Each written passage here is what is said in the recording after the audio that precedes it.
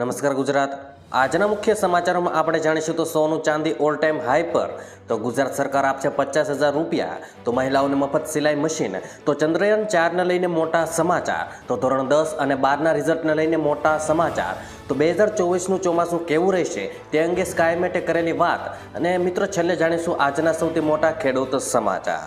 એ પહેલાં ગુજરાતના જે પણ મિત્રો આપણી આ યુટ્યુબ ચેનલમાં નવા છે તેને વિનંતી કરીશ કે આપણી આ ચેનલને સબસ્ક્રાઈબ કરી લે, જેથી કરીને દિવસભરના કામના અને લોકોપયોગી સમાચાર તમને આપણી આ ચેનલના માધ્યમથી સૌથી પહેલા મળી જાય. તો મિત્રો વાત કરીએ આજના પ્રથમ સમાચારને લઈને. તો આવતીકાલથી ભરાશે ઉમેદવારી પત્રક. લોકસભાની ચૂંટણીને લઈને આવતીકાલે એટલે કે 12 એપ્રિલે ચૂંટણી જાહેરનામું બહાર પાડશે. નોંધનીય છે કે ગુજરાતની 26 બેઠકો માટે 7 મેના રોજ ત્રીજા તબક્કામાં મતદાન યોજાશે. આ સાથે 7 મેના રોજ ગુજરાતમાં પેટા ચૂંટણી માટે પણ મતદાન યોજાશે. રાજ્યમાં 26 લોકસભા બેઠક અને 5 વિધાનસભાની બેઠક માટે ઉમેદવારી પત્રક ભરાશે.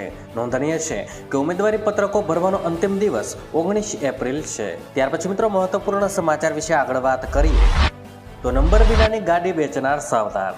ગુજરાતમાં આશરે 2500 વાહન ડીલરોને ત્યાં હવે તપાસના આદેશ આપવામાં આવ્યા છે. વાત જાણીએ એમ છે કે નંબર પ્લેટ વગરના વાહનનું વેચાણ કરતા ડીલરોને ત્યાં તપાસ થશે. આ અગાઉ એવી ફરિયાદ મળી હતી કે ડીલરો ગ્રાહક પાસેથી વધુ નાણાં લઈ રહ્યા છે, જેથી હવે રાજ્યમાં 2500 વાહન ડીલરોને ત્યાં તપાસ થશે અને જો નંબર પ્લેટ વગર વાહન વેચાવ્યું તો કાર્યવાહી થશે. ત્યાર પછી મિત્રો મહત્વપૂર્ણ સમાચાર વિશે આગળ વાત કરીએ તો 25,000 નોકરી અને એલપીજી સિલિન્ડર 400 રૂપિયામાં.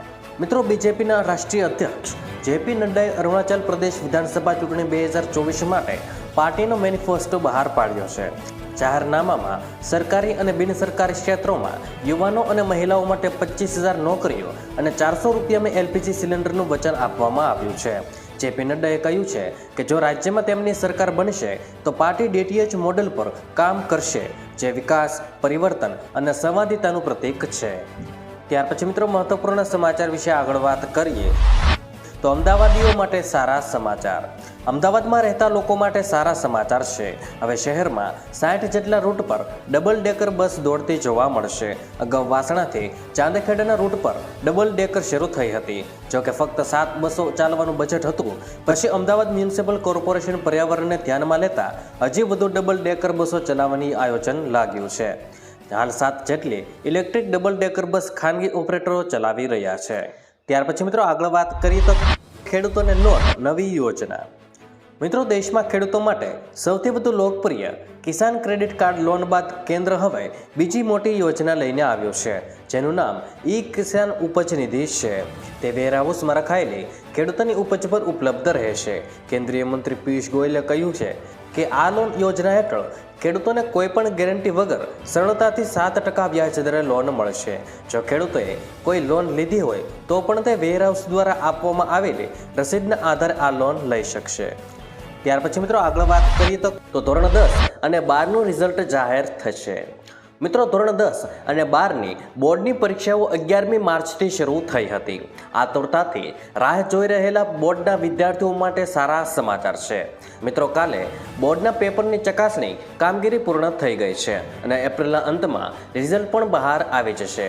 આગામી લોકસભાની ચૂંટણીને લઈ આ વર્ષે 1 મહિનો વહેલું બોર્ડનું રિઝલ્ટ જાહેર થનાર છે. જોકે અત્યાર સુધીમાં મે મહિનાના અંતમાં કે જૂનની શરૂઆતમાં પરિણામ જાહેર થતા હોય છે.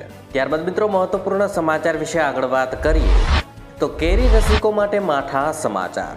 મિત્રો તાપમાનમાં વિષમતાને કારણે નવસારીમાં કેરી પકવતા ખેડૂતોની ચિંતામાં વધારો થયો છે. દિવસ અને રાત્રિના તાપમાનમાં ફેરફારના કારણે આંબા પર આવેલો મોર અને કાચી કેરીઓનું ખરણ થઈ રહ્યું છે. ફૂગજન્ય રોગ પણ જોવા મળી રહ્યો છે અને બીજી તરફ 2 દિવસ ગરમી અને આ મહિનાની 12 થી 15 એપ્રિલ વચ્ચે ભારે પવન સાથે વરસાદની આગાહી પણ કરાય છે, જે દાજ્યામાંથી ડામ જેવી સ્થિતિઓનું નિર્માણ કરી શકે છે. ત્યારબાદ મિત્રો મહત્વપૂર્ણ સમાચાર વિશે આગળ વાત કરીએ તો ચંદ્રયાન 4ને લઈને મોટા ન્યૂઝ સામે આવ્યા છે. ઇન્ડિયન સ્પેસ રિસર્ચ ઓર્ગેનાઇઝેશન એટલે કે ઇસરોના વડા સોમનાથે ચંદ્રયાન 4ને લઈને મોટું અપડેટ આપ્યો છે. એક શાળામાં હાજરી આપવા પહોંચેલા સોમનાથને કહ્યું છે કે આ મિશન વિકાસની પ્રક્રિયામાં છે. અવકાશ સંશોધન એક સતત પ્રક્રિયા છે અને દેશ ઝડપથી પ્રગતિના માર્ગ પર છે. તેમણે કહ્યું છે કે પીએમ મોદીએ 2040ના દાયકાની શરૂઆતમાં ચંદ્ર પર મનુષ્યને મોકલવાનું લક્ષ્ય નક્કી કર્યું છે. ચંદ્રયાન 3ની સફળતા બાદ એક નવું મિશન શરૂ થઈ જવાનું છે. ત્યારબાદ મિત્રો મહત્વપૂર્ણ સમાચાર વિશે આગળ વાત કરીએ તો હવામાન વિભાગની હીટવેવ અને વરસાદની આગાહી. મિત્રો કચ્છમાં હીટવેવની આગાહી કરવામાં આવી છે. મોટાભાગના શહેરોમાં તાપમાનનો પારો ઉંચકાઈ શકે છે અને કચ્છના દરિયાકાંઠે અકળામણ અનુભવાશે. જ્યારે મિત્રો રાજકોટમાં મહત્તમ તાપમાન 42 ડિગ્રીએ પહોંચ્યું છે અને 13થી 15 એપ્રિલે સામાન્ય વરસાદની આગાહી પણ કરવામાં આવી છે. ત્યાર પછી મિત્રો મહત્વપૂર્ણ સમાચાર વિશે આગળ વાત કરીએ તો સ્કાયમેટે કરી 2024ના ચોમાસાને લઈને આગાહી. મિત્રો હવામાનની આગાહી કરતી પ્રાઇવેટ એજન્સી સ્કાયમેટે આ વર્ષના ચોમાસાની આગાહી કરી છે. જે મુજબ વર્ષ 2024માં દેશમાં ચોમાસું સામાન્ય રહેશે. સિઝનમાં વરસાદની સંભાવના 102% છે, જ્યારે મિત્રો 5% પ્લસ માઇનસ માર્જિન ગણાય છે. જૂનથી સપ્ટેમ્બર સુધી ચાલતા ચોમાસા માટે સરેરાશ 868.6 mm વરસાદની શક્યતા છે. શહેરોમાં અલ નીનોની અસર જણાશે, જોકે પછી તેની ભરપાઈ થઈ જશે. અગાઉ 12 જાન્યુઆરીએ સ્કાયમેટે ચોમાસું સામાન્ય રહેવાની સંભાવના વ્યક્ત કરી હતી. ત્યારબાદ મિત્રો મહત્વપૂર્ણ સમાચાર વિશે આગળ વાત કરીએ તો ગુજરાત સરકાર 50,000ની સહાય કરશે. મિત્રો ગુજરાત સરકાર દ્વારા નમો લક્ષ્મી યોજના જાહેર કરવામાં આવેલ છે. આ યોજના હેઠળ સરકારી, અનુદાનિત અને ખાનગી માધ્યમિક અને ઉચ્ચતર માધ્યમિક શાળાઓમાં અભ્યાસ કરનાર પાત્રતા ધરાવતી અંદાજે 10 લાખ વિદ્યાર્થીનીઓને ધોરણ 9 અને 10 માટે વાર્ષિક ₹10,000 તેમજ ધોરણ 11 અને 12 માટે વાર્ષિક ₹15,000ની સહાય આપવામાં આવશે. આમ આ યોજના હેઠળ ધોરણ 12 સુધીનો અભ્યાસ પૂર્ણ કરવા સુધી કુલ ₹50,000ની સહાય મળવા પાત્ર થશે. ત્યારબાદ મિત્રો મહત્વપૂર્ણ સમાચાર વિશે આગળ વાત કરીએ તો મહિલાઓને મફત સિલાઈ મશીન. મિત્રો ફ્રી સિલાઈ મશીન યોજના અંતર્ગત કન્યાઓને મફત સિલાઈ મશીન આપવામાં આવે છે. જેના માટે તમારે એક ઓનલાઈન ફોર્મ ભરી જેમાં જરૂરી ડોક્યુમેન્ટ જેવા કે આધાર કાર્ડ, પાન કાર્ડ, બેંકની પાસબુક, જન્મ તારીખનો દાખલો અને રેશન કાર્ડ આ બધા ડોક્યુમેન્ટ સ્કેન કરીને અપલોડ કરવાના હોય છે.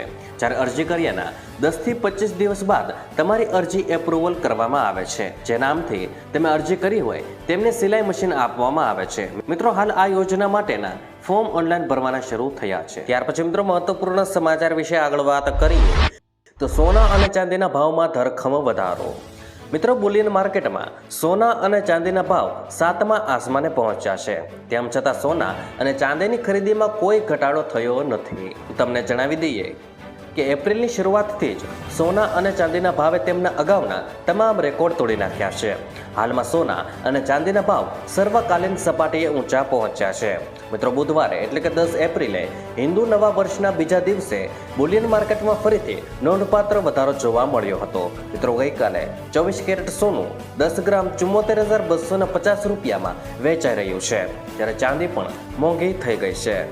ત્યાર પછી મિત્રો આજના સૌથી મોટા ખેડૂત સમાચાર વિશે વાત કરીએ તો તલ બજારમાં તેજીનો માહોલ.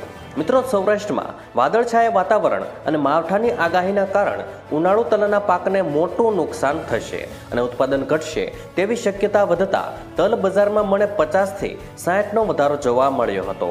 આ વર્ષે ઉનાળુ તલનું વાવેતર પણ 30થી 40% ઘટ્યું છે. ત્યારે ઉનાળુ તલને હાલ તડકો અને ગરમીની ખાસી જરૂર હોય છે. ત્યારે જૂના સફેદ તલનો સ્ટોક ઓછો છે અને જે સ્ટોક પડ્યો છે તેની ક્વોલિટી નથી. આથી ક્વોલિટીના અભાવે પણ સફેદ તલના ભાવમાં વધારો થયો છે. મિત્રો કાળા તલમાં છેલ્લા 2 સિઝનથી ઓછું ઉત્પાદન છે અને લોકલ ડિમાન્ડ નીકળતા તેમાં પણ તેજીનો માહોલ જોવા મળી રહ્યો છે. ત્યાર પછી મિત્રો આગળ વાત કરીએ તો ચણામાં હવે કેવી પરિસ્થિતિ સર્જાશે તેની વાત કરીએ તો ચાલુ વર્ષે ચણા બજાર બાજી મારતી જોવા મળી રહી છે. ત્યારે ચણામાં પુરવઠા બાબતે દેશ અને વિશ્વના પુરવઠામાં તંગીની સ્થિતિ ઊભી થવાના રિપોર્ટ સામે આવી રહ્યા છે. જેના કારણે ગયા વર્ષની સરખામણીએ ચણાના ભાવ ઊંચા રહેશે તેવી ચર્ચાઓ બજારમાં ચાલી રહી છે. વર્ષ 2021 અને 22માં ચણાનું વાવેતર 11 લાખ હેક્ટરમાં થયું હતું, જે ઘટીને આ વર્ષે 2023 અને 24માં માત્ર 6.30 લાખ હેક્ટરમાં થયું હતું. વાવેતર ઘટાડાની સામે વીઘે ઉતારામાં પણ મોટી ઘટ આવી છે.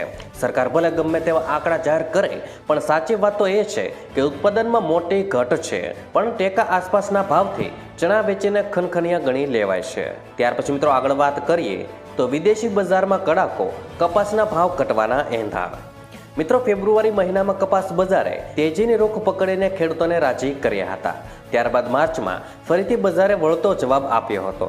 બજાર લથડીએ ખાવા લાગી હતી અને આ સિઝન દરમિયાન ન્યૂયોર્ક વાયદો 103 સેન્ટ સુધી પહોંચી ગયો હતો, જે ઘટીને ફરીથી 87 સેન્ટ સુધી પહોંચ્યો હતો.